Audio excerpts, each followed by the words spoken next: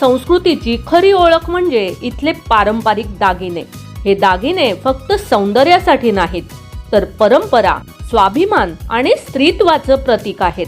बघूयात महाराष्ट्रीयन दागिन्यांचे 10 खास प्रकार, जे प्रत्येक मराठमोळ्या महिलेला माहिती असायलाच हवेत। नमस्कार, मनभर पैठणीमध्ये तुमचं खूप खूप स्वागत आहे। नंबर 1, ठुशी। महाराष्ट्रीयन दागिन्यांमध्ये ठुशीला खूप मानाचं स्थान आहे। चोकर स्टाईलची ही गळ्यात घालायची माळ प्रामुख्याने मोत्यांनी बनवलेली असते। लग्न, सण समारंभ आणि नऊवारी साडीवर ठुशी खूपच सुंदर दिसते। नंबर 2, नथ। नाकात घालायची नथ म्हणजे मराठमोळ्या सौंदर्याचं प्रतीक। पेशवाई नथ, मोत्यांची नथ किंवा हिऱ्या माणकांनी सजलेली नथ आजही ट्रेंडमध्ये आहे। नथ घातली की चेहऱ्यावर वेगळीच राजेशाही झळाळी येते। नंबर 3, मंगळसूत्र।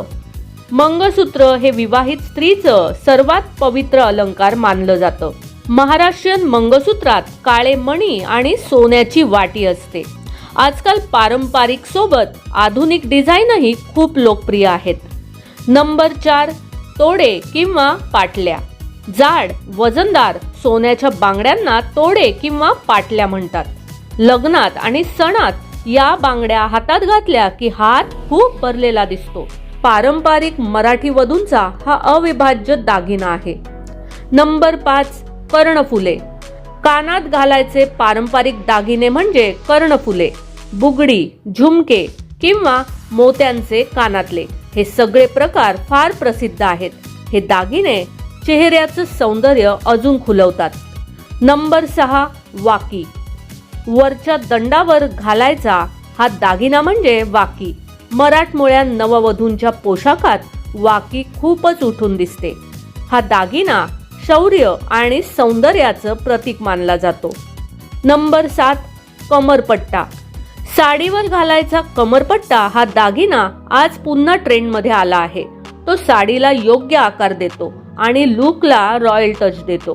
पारंपरिक लग्नात कमरपट्टा फारच शोभून दिसतो। नंबर 8, बोरमाळ। लांब मण्यांची किंवा मोत्यांची माळ म्हणजे बोरमाळ। ठुशी सोबत बोरमाळ घातली की पूर्ण महाराष्ट्रीयन ब्रायडल लुक तयार होतो। हा दागिना श्रीमंती आणि वैभवाचं प्रतीक आहे। नंबर 9, जोडवी।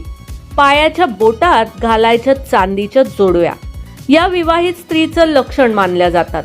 आजकाल हार्ट, फ्लावर आणि मिनिमल डिझाईन जोडव्या खूप फॅशनमध्ये आहेत।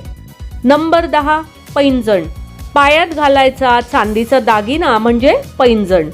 चालताना येणारा हलका आवाज आणि त्याची नक्षी पायांना खूपच सुंदर बनवते। पूर्वीपासूनच हा दागिना मराठी संस्कृतीत महत्त्वाचा मानला जातो। तर हे होते महाराष्ट्रीयन दागिन्यांचे 10 पारंपरिक प्रकार, जे आजही आपली संस्कृती जिवंत ठेवतात। तुम्हाला यापैकी कोणता दागिना सगळ्यात जास्त आवडला ते कॉमेंट्स करून नक्की सांगा। तर अशाच सुंदर साड्या, दागिने आणि मराठमोळ्या कंटेंटसाठी मनभर पैठणी यूट्यूब चॅनेलला लाईक, शेअर आणि सबस्क्राईब करायला अजिबात विसरू नका। धन्यवाद।